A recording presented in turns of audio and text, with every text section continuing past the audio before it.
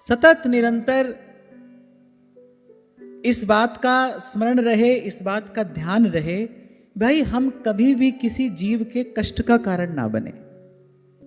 कबीर जी तो कहते ही हैं, तेरे अपना साथ जी सबको जाने, सहज मिले अविनाशी। कई बार इस विषय पर पहले भी चर्चा हुई। श्रीमद् भागवत में भगवान को बड़ी सरलता से प्रसन्न करने का जो मार्ग कहा गया है, उसमें सबसे पहली बात यही कही गई, दयया सर्वभूतेषु संतुष्ट्या येन केन वा सर्वेन्द्रियोपशान्त्या च तुष्यत्याशु जनार्दन। कबीर कहते हैं, साईं के सब जीव हैं कीड़ी कुंजर दोए। कुंजर समझते हो ना किसे कहते हैं? हाथी को।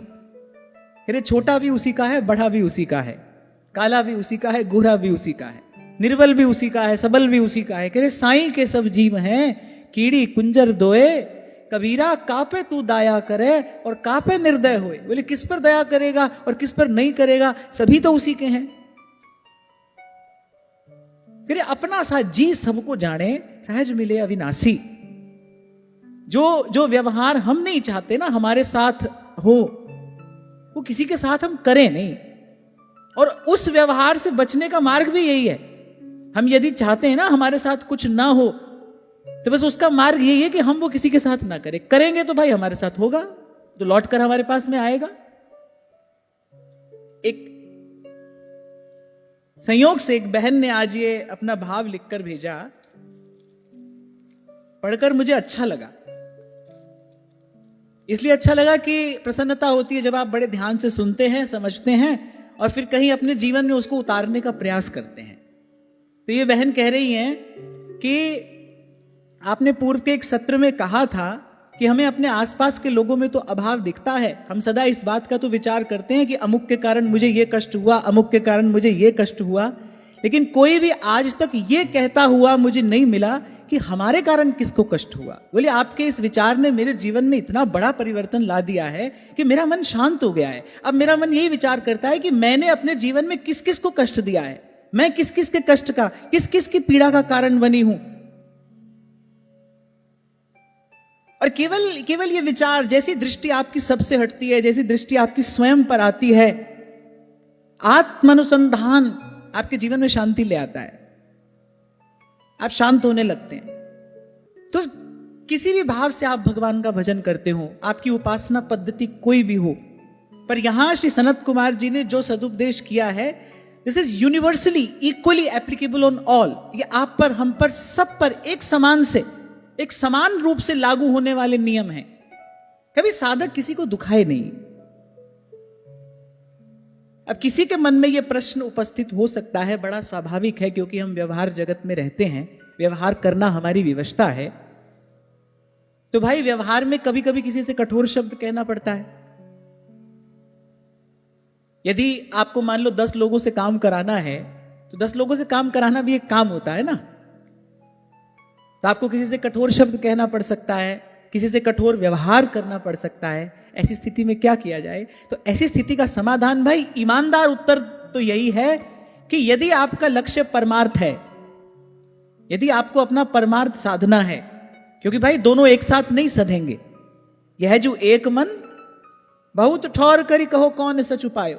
यदि आपका लक्ष्य परमार्थ सिद्धि ही है, तो फिर तो भाई यही प्रयास करना चाहिए कि ना हमारे मुख से कभी कोई कठोर शब्द निकले, हमारे व्यवहार में कभी किसी प्रकार की कठोरता ना हो। क्योंकि भाई यहां अधिक से अधिक हानि हुई तो किसकी होगी? धन की हानि होगी, वस्तु की हानि होगी। लेकिन अगर व्यवहार बिगाड़ा तो करे परलोक की हानि हो सकती है। इसीलिए कल आपसे मैंने कहा था भाई, केवल साधक हो जाना ही जीवन की बहुत बड़ी उपलब्धि है। सिद्ध तो कोई भगवान की कृपा से होता है, हम केवल यदि साधक ही हो जाएं तो ये जीवन की सर्वोपरि उपलब्धि है। साधक जीवन कैसा होता है, ये जो सब गुण बताए हैं, ये साधक के ही तो गुण बताए। एकांत सेवन में प्रेम रखे, उसकी निवृत्ति में निष्ठा हो। कल जैसे मैंने आपसे कहा था ना, एक विचार का अभ्यास करो, इसके लिए आप अपने आप को तैयार करो। भाई इस मार्ग पर अकेले चलना है और यहां से कुछ मिलने वाला नहीं है। बार बार प्रभु से प्रार्थना करो यहां अनुकूलता हो प्रतिकूलता हो, पर हमारी प्रार्थना में, उस प्रार्थना की तीव्रता में कोई कमी ना आने पाए। प्रभु इस द्वंद्व से, इस झंझट से आप मुझे मुक्त करिए। जय राखे रघुवीर, प्रभु आप ही मुक्त करेंगे तो ही मेरे लिए कोई मार्ग है। गोस्वामी जी कह रहे हैं ना, है श्रुति विदित उपाय सकल सुर, कहीं कहीं दीन निहोरे। तुलसीदास यह जीव मोहर जो जेहि बांधो सोई छोरे, जेहि बांधो सोई छोरे। यानी किसी भी जीव को कष्ट ना दे, आपकी किसी बात से, आपकी किसी चेष्टा से, आपके किसी व्यवहार से हृदय ना दुख जाए कहीं किसी का। और तो कहीं भगवान है कि नहीं है खबर नहीं है, पर अंतर्यामी तो बैठा है ना यहां। जीव ना दुखे आपसे। बाबा बुल्ले शाह बड़ी सुंदर बात कहते, कह रहे बुल्लिया मंदिर ढा मसीदा ढा, और ढा जड़ा कुछ ढेंदा।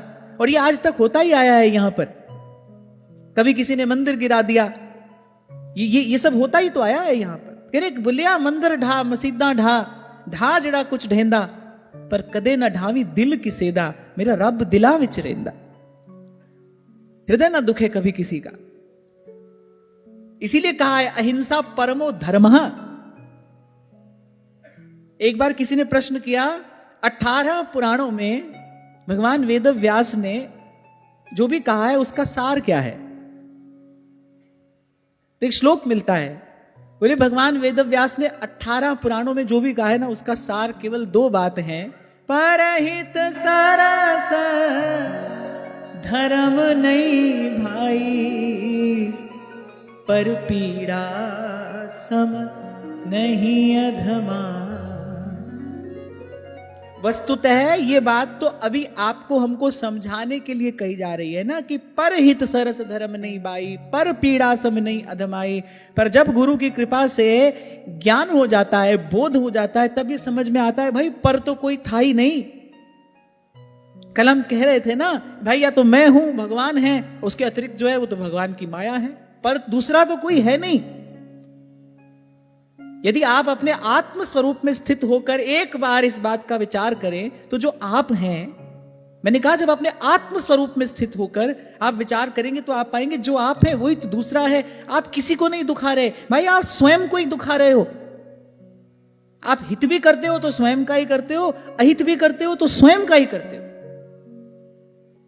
ये तो हमको समझाने के लिए कहा, क्योंकि भाई अभी तो हमारी भेद बुद्धि मिटी नहीं है, अभी तो मेरा तेरा समाप्त हुआ नहीं, अभी तो माया से बंधे हैं हमारे दोनों हाथ। तो हमको समझाने के लिए कहा जा रहा है, पर हित सरस धर्म नहीं भाई, पर पीड़ा सम नहीं अधमाई। और उसमें भी मैं एक बात और आपको कहूंगा, पर हित ना हो सके कोई बात नहीं, अभी हमें ये सामर्थ्य नहीं आई है हम किसी का हित कर सके, कोई बात नहीं, पर पीड़ा सम नहीं अधमाई। किसी के कष्ट का कारण तो कभी नहीं बनना, कदापि नहीं बनना। अरे यहां तो संत कह रहे हैं, जो तोए कांटा बोए, अरे वाए बोए तू फूल, अरे तोए फूल को फूल है। आपने जो दिया है आपको भाई उत्तर में वही मिलेगा, उसके अतिरिक्त कुछ और नहीं। अपने व्यवहार से, अपने शब्दों से, अपनी चेष्टा से ऐसे सहज किसी चलते को आपने कष्ट पहुंचा दिया है। कोई बेचारा अपने काम में लगा था, आपकी कोई चेष्टा ऐसी हुई, उस बेचारे का मन असहज हो गया। अब तैयार रहना, वो जो सुख दुख भेजने वाला है ना, वो बिल्कुल चूक नहीं करता। चींटी के पग नूपुर बाजे तो भी साहिब सुनता है, वो चूक नहीं करता। समय पर वो उसका परिणाम आपके पास में भेज देगा, और आपको भोगने और भुगतने के लिए उपस्थित रहना पड़ेगा। इसलिए हमारे महाप्रभु कह रहे हैं, भाई प्रेम के मार्ग पर बढ़ना है, इस गली में प्रवेश करना है, तो सबसे पहले क्या करना, सब सोहित निष्कामति श्री वृंदावन विश्राम। सब सुहित,